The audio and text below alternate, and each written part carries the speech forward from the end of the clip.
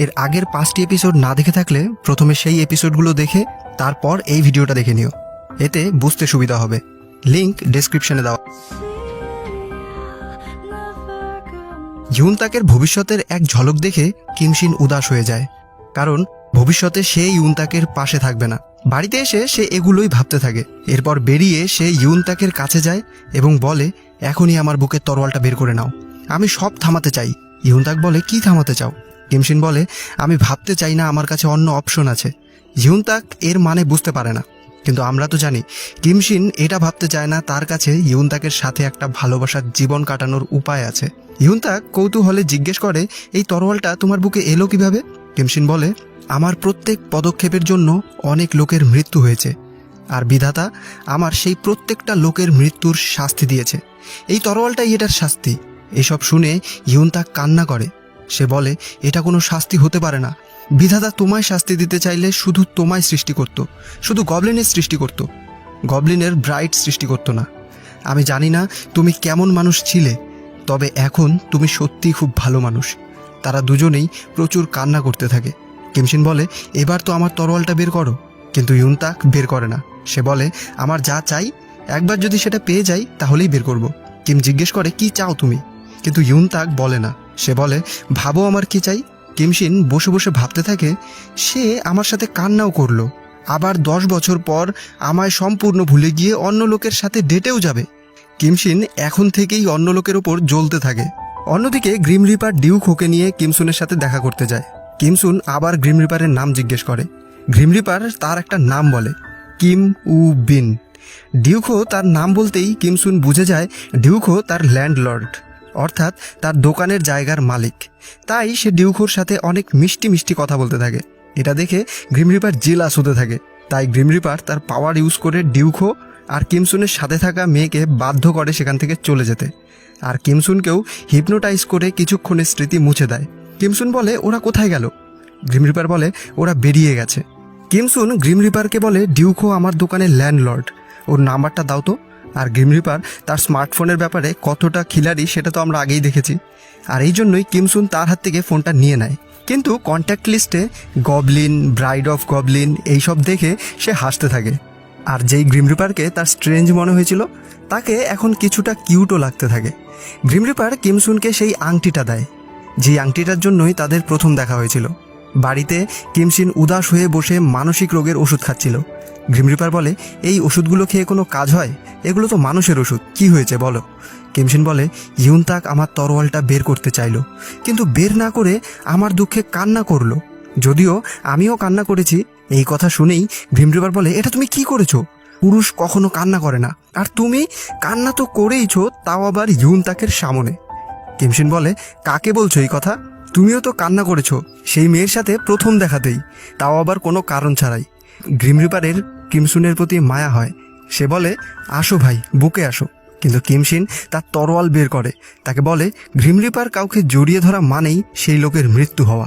অন্যদিকে কিমসুন গ্রিম রিপারের দেওয়া আংটিটা বারবার দেখতে থাকে। সে তাকে বলে, লোকটা অনেক স্ট্রেঞ্জ, কিন্তু তাও আমার তাকে দারুণ লাগে। তখনই বৃদ্ধ আত্মাটি ইউনতাককে বলে গবলিনের কাছ থেকে লটারির নম্বর জানতে, যাতে সে টাকা জিতে তার সন্তানকে দিতে পারে। ইউনতাক গবলিনের কাছে এসে খুব প্রশংসা করে, বলে, তোমার হাতে যে ঘড়িটা আছে সেটা একটা মাস্টারপিস। আর গবলিন এটা শুনে খুব খুশি হয়ে যায়। তার হাতের ঘড়িটা আরও ভালোভাবে ইউনতাককে দেখাতে থাকে। ইউনতাক বলে, এই সপ্তাহের উইনিং লটারির নম্বরটা যদি বলো তাহলে আমি তোমার বুকের তরোয়ালটার কথা ভাবতে পারি। গবলিন সাথে সাথে নম্বরটা বলে দেয়। ইউনতাক লটারি কিনতে যায়, কিন্তু তার বয়স কম বলে তাকে লটারি দেয় না। কিমশিন এসে বলে, এই টিকিটটা একটা গরিব কৃষক জিতবে, যারা খুবই সৎ লোক। ইউনতাক দেখতে পায় গবলিন যে নম্বরটা দিয়েছিল সেটা একদম ঠিক। বাড়িতে এসে ইউনতাক গ্রিম রিপারকে বলে, কিমশিন খুব ভালো মানুষ, আমি তার তরোয়ালটা বের করব। গ্রিম রিপার মনে মনে নিজেও চায় না গবলিন মারা যাক। সে বলে, এটা করলে ও তোমায় বাড়ি থেকে যদি বের করে দেয়? ইউনতাক বলে, এখানে এসে আমি অনেক সুখ পেয়েছি, যা জীবনে কখনোও পাইনি। এরপর গ্রিম রিপার একটা আত্মা আনার জন্য যায়, যেখানে আবার গ্র্যান্ডমাকে দেখানো হয়, যে এখন সুন্দরী একজন মহিলা। সে একটা হসপিটালে যায়, সেখানে একটা বাচ্চা মেয়ে তাকে দেখে গ্র্যান্ডমা বলে ডাকে, আর গ্র্যান্ডমা তাকে চুপ করতে বলে। সেই হসপিটালে একটা ছেলে খুব কষ্ট পাচ্ছিল, গ্র্যান্ডমা তার কপালে হাত বুলিয়ে দিতেই তার কষ্ট চলে যায়। গ্রিম রিপার যখন ব্রিজে দাঁড়িয়ে থাকে তখন দেখতে পায় কিম সুন আসছে। সে কি করবে বুঝে না পেরে তার টুপিটা সাথে সাথে পরে ইনভিজিবল হয়ে যায়। কিম সুন এসে তার কাছেই দাঁড়ায়, কিন্তু তাকে দেখতে পায় না। কিম সুন গ্রিম রিপারকে কল করে আর তার পাশেই ফোনটা বাজতে থাকে। সে অবাক হয়ে যায়। কিম সুন পড়ে যাওয়ার সময় গ্রিম রিপার তাকে পড়তে দেয় না, আর নিজেকে বাতাসে ভাসতে দেখে কিম সুন ভয় পেয়ে যায়। সেখান থেকে পালিয়ে রেস্টুরেন্টে চলে যায়। সে ইউনতাককে বলে, তুমি ভূতে বিশ্বাস করো? ইউনতাকের সামনেই আত্মারা দাঁড়িয়ে থাকে। তারপরেও ইউনতাক বলে, না না, ভূতে কে বিশ্বাস করে, এগুলো সব মানুষের ভুল ধারণা। অন্যদিকে কিম সিন তাকের কথাই ভাবতে থাকে। তাকের জন্য রাস্তায় অপেক্ষা করে।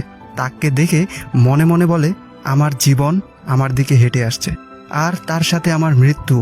জীবন আর মৃত্যুর মাঝে তুমিই আছো, যে কোনো সংশয় ছাড়াই আমার দিকে চলে আসো, আমার কোনো দুঃখ নেই।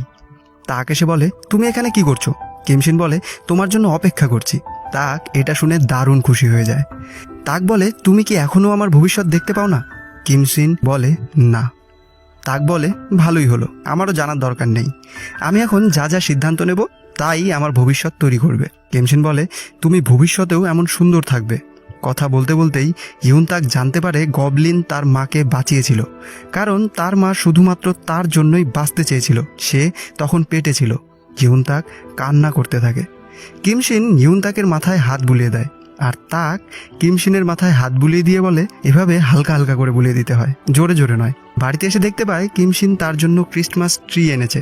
ইউনতাক খুব খুশি হয়ে যায় এবং বলে, আমি তোমায় হ্যান্ডসাম বানিয়ে দেব। কিমসিন বলে, এখনই? তাক বলে, হ্যাঁ। কিমসিন ফোন আসার বাহানায় সেখান থেকে পালিয়ে চলে যায়।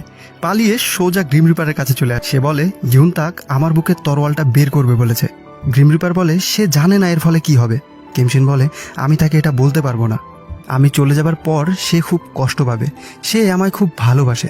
কিমসিন উদাস হয়ে শুয়ে থাকে আর ইউনতাকের বলা সমস্ত কথাগুলো ভাবতে থাকে। সে ভাবতে থাকে কিভাবে ইউনতাক তাকে বারবার করে ডাকে।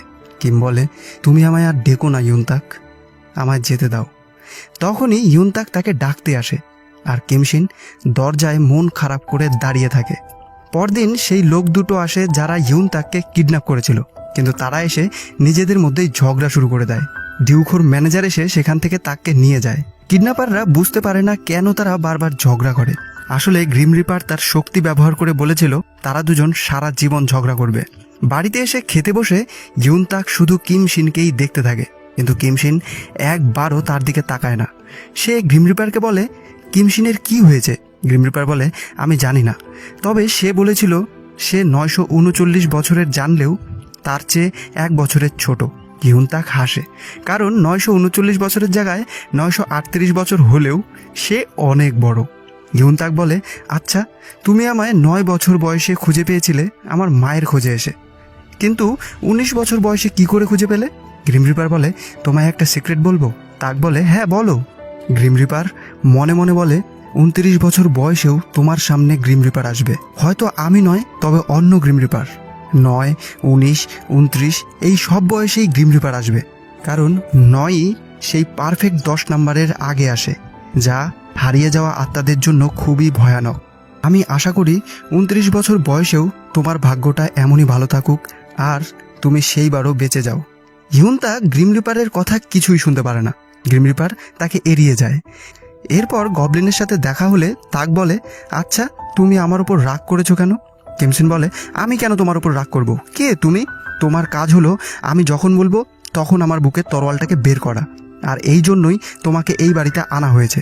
ইউনতাক কিমসিনের এই কথা শুনে প্রচুর খারাপ পায়। বলে, আমি তো তৈরি আছি তরোয়ালটা বের করার জন্য, তুমিই তো বের করতে দিচ্ছ না।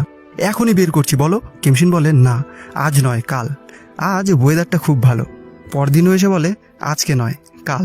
আজ তোমায় রেস্টুরেন্ট থেকে নিয়ে আসতে যাব। তাককে পিক করতে গিয়ে কিম বলে, it's nice to pick you up. এইভাবে রোজ কিমসিন কাল কাল বলতে থাকে। তাক বলে, না, আজই কেন নয়? কিম চোখের জল আটকে রেখে বলে, আর শুধুমাত্র একটা দিন দাও।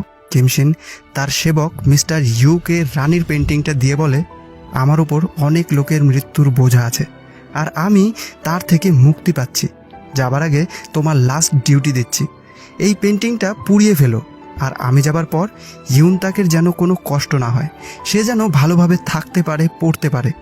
এরপর কিমশিন ডিউখোকে তার ক্রেডিট কার্ডটা দিয়ে দেয়, যেটা পাওয়ার জন্য ডিউখো বহু দিন ধরে অপেক্ষা করছিল আর তাদের সমস্ত কথা শুনছিল। ডিউখো ক্রেডিট কার্ড পেয়ে খুব খুশি হয়ে যায়। কিমশিন গ্রিম রিপারকে কল করে বলে, আমি চলে যাবার পর তাকের মস্তিষ্ক থেকে আমার সমস্ত স্মৃতি মুছে দিও, যাতে সে নিজেকে দোষী না মনে করে। কিন্তু ইয়ারফোন না থাকায় গ্রিম রিপার কিছু শুনতে পায় না, আর আমরা তো জানি গ্রিম রিপার তার ফোন ব্যবহার করতে কতটা এক্সপার্ট। রাতে ইউনতাক উদাস হয়ে কিমশিনের কথা ভাবতে থাকে। তখনই কিমশিনকে দেখে বলে, তুমি কখন এলে? কিমশিন বলে, তোমায় দেখতে খুব ভালো লাগছিল। তাক বুঝতে পারে না কিমশিন কিছুদিন থেকে তার সাথে এত ভালো ব্যবহার কেন করছে। সে কিমের হাতটা নিয়ে তাতে একটা অক্ষর এঁকে জিজ্ঞেস করে, এটার মানে কি? কিম বলে, শুনতে পারা। তাক দৌড়ে তার ঘরে গিয়ে খাতায় লেখা অক্ষরটার মানে লেখে। আসলে ইউনতাক কিমের ডায়েরিতে লেখা চাইনিজ লেখাটার মানে খুঁজছে, কিন্তু সব লেখার পরেও সে বুঝতে পারে না ডায়েরিতে কি লেখা। তখনই কিমশিন কিছু দামি দামি গিফট নিয়ে ইউনতাকের কাছে আসে এবং বলে, এগুলো তোমার জন্য। কলেজে তোমার বয়ফ্রেন্ডের সাথে যখন ডেটে যাবে তখন এইসব ব্যবহার করো। আর এখন আমার তরোয়ালটা বের করো। তাক বলে, আচ্ছা, এই জিনিসগুলোর মধ্যে কোথাও ভালোবাসা লুকিয়ে আছে কি? কিমশিন নিজের সত্যটাকে চেপে বলে, না, নেই। এরপর কিম তাককে নিয়ে সেই ফুলের খেতে যায় যেখানে তার অভিশাপ শুরু হয়েছিল। তাক খুব খুশি হয়ে যায়, বলে, প্রথম দেখায় এখান থেকেই ফুলগুলো দিয়েছিলে আমায়, তাই না? মনে আছে ফুলগুলোর মানে কি? কিম বলে, হ্যাঁ, প্রেমিক। তরোয়াল বের করার আগে কিম একটা এগ্রিমেন্ট দেয়, যেখানে লেখা, তরোয়াল বের করার পর আমার দরকার না থাকলেও তুমি আমার সাথে খারাপ ব্যবহার করবে না। কিম সেটাতে সিগনেচার করে দেয়। বরফ পড়তে থাকে। এটা দেখে তাক খুব খুশি হয়ে যায়। কিম বলে, তোমার সাথে কাটানো প্রতিটা দিনই ছিল অপরূপ সুন্দর। এরপর যাই হয়ে যাক না কেন, একটা কথা সব সময় মনে রাখবে, এতে তোমার কোনো দোষ নেই। তাক বুঝতে পারে না কিম কেন এসব কথা বলছে। এরপর তাক তরোয়ালটা বের করতে শুরু করে। সে তরোয়ালটাকে দেখতে পারলেও তা ধরতে পারে না, অনেক চেষ্টা করেও ধরতে পারে না। কিমশিন অবাক হয়ে যায়, বলে, তুমি আমার ব্রাইড তো? তাক বলে, তুমি আমার এগ্রিমেন্টে সাইন করেছো, বলেওছো যাই হয়ে যাক না কেন তাতে আমার কোনো দোষ নেই। কিমশিন বলে, আমার এগ্রিমেন্ট ফেরত দাও। কিন্তু ইউনতাক দেয় না। সে বলে, আমি জানি কেন ধরতে পারছি না, সমস্ত রূপকথার গল্পেই পড়েছি আমি। কিম বলে, কি? ইউনতাক কিমকে কাছে টেনে নিয়ে বলে, চুমু। এই বলে কিমের ঠোঁটে চুমু এঁকে দেয়। আর এখানেই এই এপিসোডে শেষ হয়। ভিডিও ভালো লাগলে লাইক করো, কমেন্টে জানাও তোমার মনের কথা, আর বন্ধুদের সাথে শেয়ার করো। ফেসবুক পেজটাকে ফলো না করে থাকলে ডেসক্রিপশানে লিঙ্ক দেওয়া আছে, ফলো করে নিও। আর হ্যাঁ, পরের এপিসোড দেখার জন্য চ্যানেলটাকে সাবস্ক্রাইব করে বেল আইকনটা প্রেস করে দিও। দেখা হচ্ছে নেক্সট এপিসোডে। Till then, keep loving, by.